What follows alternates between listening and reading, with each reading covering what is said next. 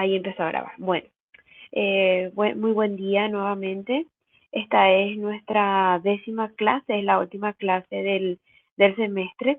Agradecerle a todos, agradecerte María que estás presente, por todo el acompañamiento. Ahí se unió también Pedro, por el acompañamiento en esta modalidad virtual durante este trimestre. Tuvieron muy buen desempeño, realizaron sus tareas, entonces eso es algo que también los profesores agradecemos porque esta es una modalidad nueva que nos llegó a todos así de sorpresa. Entonces hoy desarrollamos nuestro último contenido que corresponde a biorremediación.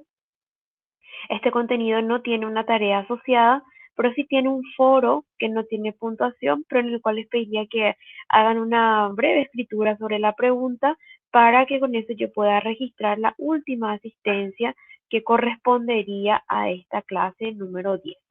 Ya luego nos vamos a volver a encontrar en la evaluación final que va a abarcar todos nuestros contenidos, pero en carácter general. Entonces iniciamos nuestra clase de hoy. Vamos a hablar de biorremediación, que es la aplicación del uso de microorganismos a el mundo ambiental. Para hablar de este tema a modo de introducción, recordamos que entre 1780 y 1820 se da todo lo que es el auge de la revolución industrial y es el momento en el cual se tiene un mayor impacto en el ambiente, o sea, hay una mayor eh, afectación al uso de los recursos naturales. Y ya en lo que es el siglo XX, sobre todo en la segunda mitad del siglo XX, cuando empieza el uso intensivo de los combustibles fósiles, con la quema de estos se generan contaminantes y también gases de efecto invernadero. Entonces, en esa coyuntura, en esa realidad ambiental, también empiezan a surgir nuevos productos químicos en aras de fertilizantes, en aras de pesticidas, de todo lo que son defensores químicos agrícolas, y muchos de ellos tienen ciertas características que pueden dañar a la salud humana y también sobre todo pueden dañar a la salud del ambiente. ¿Por qué? Porque muchos de estos compuestos que están elaborados en laboratorio son diferentes a los compuestos químicos en estado natural y por eso reciben el nombre de xenobióticos. Un xenobiótico es un compuesto químico elaborado en laboratorio que tiene características diferentes a lo que sería un compuesto en carácter natural. Y esto le da lo que se conoce como un carácter recalcitrante. ¿Qué sería o qué se entiende por un carácter recalcitrante de un compuesto químico? Que no puede ser degradado por la capacidad propia de un ecosistema, no puede ser naturalmente degradado. La naturaleza tiene la capacidad de degradar compuestos químicos que causen alguna forma de contaminación, pero cuando estos compuestos están elaborados en laboratorio, no los puede degradar y ese es el nombre de compuesto recalcitrante. Más adelante, cuando ustedes den suelo, van a estudiar lo que es la fracción normal y la fracción recalcitrante o aquella que puede ser o puede estar intervenida por alguna presencia de contaminantes. Entonces, en este marco, yo comparto y tienen también disponible en el aula virtual el material de Cota, Delgado, Núñez y Martínez, que es un artículo que habla sobre biorremediación. Me pareció muy interesante y bastante didáctico. Y cuando él presenta los principales grupos de tipos de contaminantes, los agrupa en los metales pesados, que la gran mayoría conoce, principales contaminantes tanto del suelo como recursos hídricos y aire, más en suelo y en agua, como el mercurio o el cromo o el arsénico o el cobre. Luego él presenta el grupo de lo que son los derivados del petróleo y sus derivados, o conocidos también como los hidrocarburos policíclicos aromáticos. Ahí entra el grupo de los naftalenos, fenantrenos, muchos derivados del petróleo que son difíciles de degradar. Luego tenemos el grupo específico de los pesticidas y misceláneos, que son esos de los que estuvimos hablando, que tienen este carácter xenobiótico. Aquí ciertos compuestos halogenados como el endosulfán, el aldrin, el DDT, que hoy en día sí ya está prohibido en muchos países, o los carbofuranos, que son compuestos que se utilizan como pesticidas, pero que hay una fracción que queda retenida en el suelo y luego con un arrastre en una lluvia o cuando hay una escorrentía, eso puede llegar a un recurso hídrico y también contaminar el agua. Tenemos el grupo de los nitroaromáticos o los ésteres de nitrógeno, todos los componentes que tienen nitrógeno que tienen carácter contaminante, y acá principalmente identificamos el grupo de los explosivos, trinitrotolueno, el famoso TNT, o la nitroglicerina o el trinitrofenol, que son compuestos que no vamos a pensar directamente en explosivos causando un daño. Sí, también se utilizan para causar daños o atentados, pero se utilizan mucho de estos compuestos, sobre todo en actividades mineras, en las cuales se necesita hacer una explotación del suelo. Y esto también queda almacenado en el suelo y causa mucha contaminación. Por eso que aquellos países que tienen mucha actividad minera, ejemplo, Chile, Colombia, extracción en grandes minas de cobre o de otros metales, dejan finalmente un suelo muy contaminado. Nosotros aquí en Paraguay tenemos algunos casos en Cazapá en los cuales se extrae o uranio o se extrae oro, y tenemos contaminación también por presencia de mercurio, por ejemplo. El mercurio tiene la característica que llega más fácilmente al agua, queda menos retenido en el suelo, pero llega más fácilmente al agua y contamina más recursos hídricos. Y luego un grupo de contaminantes que es el grupo de los radiactivos, muy importante también, caso de uranio. ¿Cómo se da contaminación al ambiente del uranio? Cuando se tiene almacenamiento, el famoso presencia de tambores que son ya desechos de uranio, ya han pasado por un proceso de utilización, ya sea en maquinarias industriales o en maquinarias médicas, y eso muchas veces, como aún no hay un mecanismo para degradar lo que sea accesible o económico, porque es costoso hacer su correspondiente degradación que hacen muchos países. Van a países donde la tierra es más económica, casos de África, casos de Europa del Este y también casos de Latinoamérica, y se entierran estos residuos. O sea, directamente se hace una eliminación dejando bajo tierra, así se inactiva el compuesto radiactivo, pero ¿qué pasa? Que eso empieza a causar daño en el suelo.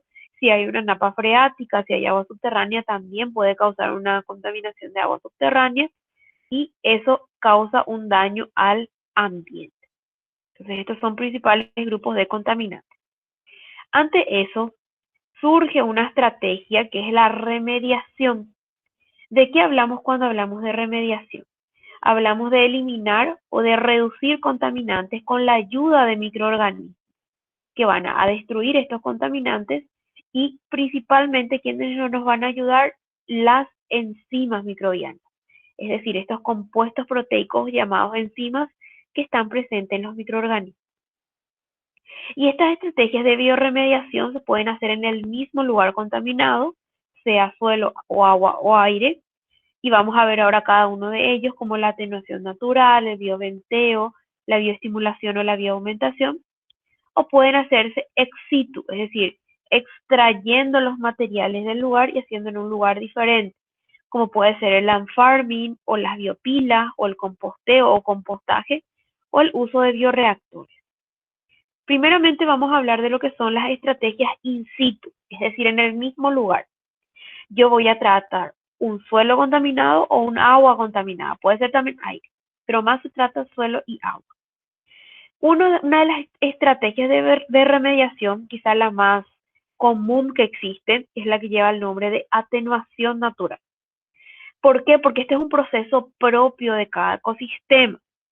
Cada suelo, cada agua tiene una capacidad propia de degradar contaminantes. ¿Por qué? Y acá recordamos lo que ya hablamos, sobre todo en microbiología del suelo. Porque en estos dos recursos, suelo, agua y también aire, hay de por sí presente una flora microbiana, de por sí hay microorganismos. Entonces, estos microorganismos que están presentes, ya sea en el suelo o en el agua, degradan de por sí los contaminantes hasta un determinado porcentaje. Entonces, la degradación de los contaminantes por acción de la actividad propia, la actividad intrínseca de un ecosistema, se recibe el nombre de atenuación natural y es una estrategia de bioremediación. ¿De qué va a variar? Y va a variar de las condiciones físicas, químicas y biológicas de cada uno de estos recursos, porque no todos los suelos son iguales ni todas las aguas son iguales. Entonces, primera estrategia de bioremediación, atenuación natural. O también podemos tener lo que se conoce como la bioestimulación. ¿Qué es la bioestimulación? Es aumentar la actividad, el trabajo que hacen las bacterias que son endógenas, es decir, propias de un ambiente. Entonces, atenuación natural es cuando empiezan a trabajar las bacterias que están en el suelo o en el agua. La bioestimulación es cuando a esas bacterias que de por sí ya están trabajando, yo le brindo un plus energético, le brindo nutrientes en algunos casos, en otros casos le brindo agua. Entonces ellos optimizan su rendimiento, trabajan mejor y degradan más rápido un contaminante. Eso es una estrategia que se llama bioestimulación. Otra estrategia que también se da in situ es el bioventeo. Muchos de los microorganismos son aeróbicos, funcionan mejor cuando tienen presencia de oxígeno. Entonces el bioventeo es una técnica en la cual se le suministra aire y también nutrientes a un área contaminada. Puede ser suelo, agua o aire, y con este suministro, con esta adición de aire, yo estimulo el metabolismo aerobio de ciertos microorganismos. ¿Qué diferencia hay entonces entre bioestimulación, donde yo le doy nutrientes y agua, y un bioventeo? Y en el bioventeo lo más importante que yo le doy es aire, porque el aire le va a proveer de oxígeno. Entonces va a tener un metabolismo aerobio más efectivo. Sin embargo, en la bioestimulación yo no le doy aire. Esa es la diferencia entre bioestimulación y bioventeo. Y luego, otra estrategia in situ es la bioaumentación. ¿Qué implicaría hacer una bioaumentación? Implicaría adicionar microorganismos externos a mi medio, a mi área contaminada, que puede ser agua, suelo o aire, para que mejore su actividad microbiana. Todas las tres anteriores, atenuación natural, bioestimulación y bioventeo, utilizaban los recursos propios del medio, la microbiota, los microorganismos propios de el lugar contaminado. En la bioaumentación, sin embargo, yo le voy a adicionar de otro lugar nuevos microorganismos para que haya una mejor actividad microbiana. Entonces, eso es importante tener en cuenta. Ahora vamos a hablar de las estrategias de bioremediación que se dan ex situ. Ex situ es fuera del lugar contaminado. ¿Qué yo puedo hacer extrayendo estas áreas contaminadas, que muchas veces son extensas en superficie? Una de las estrategias es lo que se conoce como land farming, que es cuando uno remueve el suelo. Esto se utiliza mucho en contaminación por metales pesados de actividad industrial o de actividad minera. ¿Qué se hace?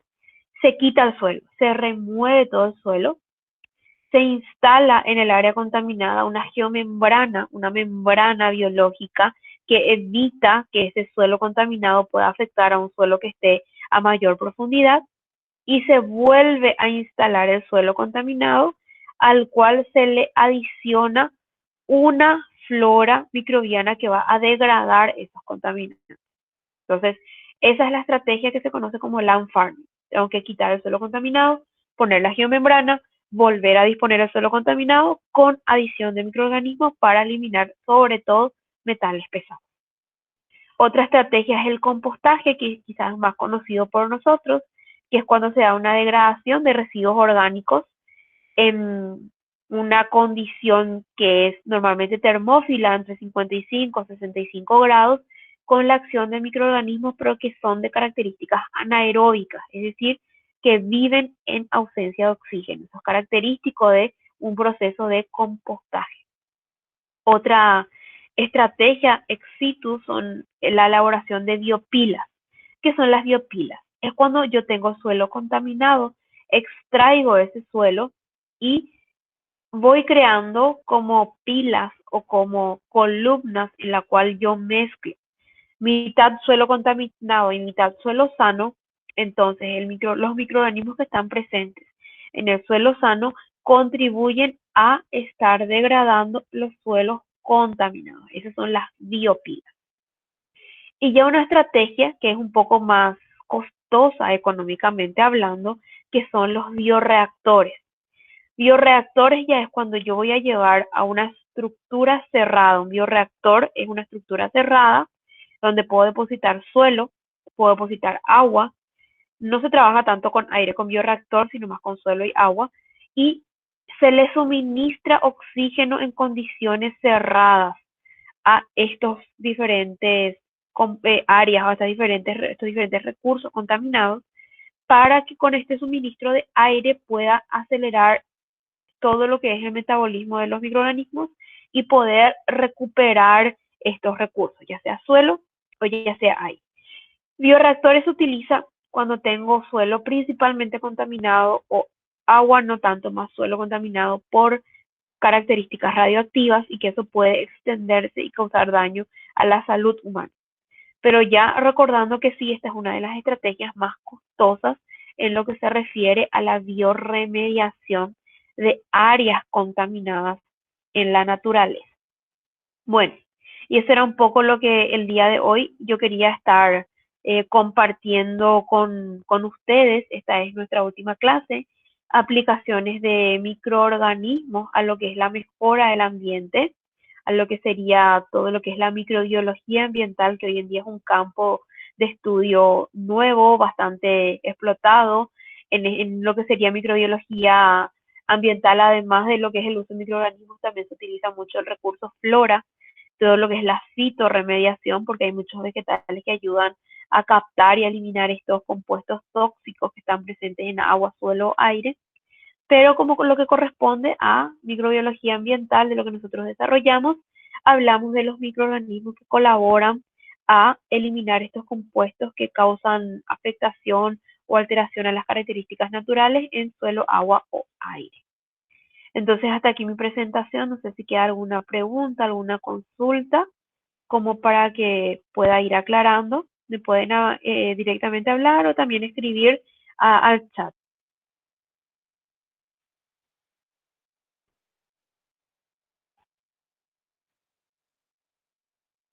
Parece que quedó claro. Bueno, nuevamente les agradezco su presencia el día de hoy. Gracias, María. Y también recordarles que tienen un foro en el cual escribir un breve comentario sobre la pregunta que está vinculada con gestión del ambiente, para que con eso yo pueda registrar las asistencias correspondientes al día de hoy. Y ya nuevamente agradecerles y desearles éxitos, y nos vamos a encontrar en nuestra evaluación final. Gracias a todos por su participación.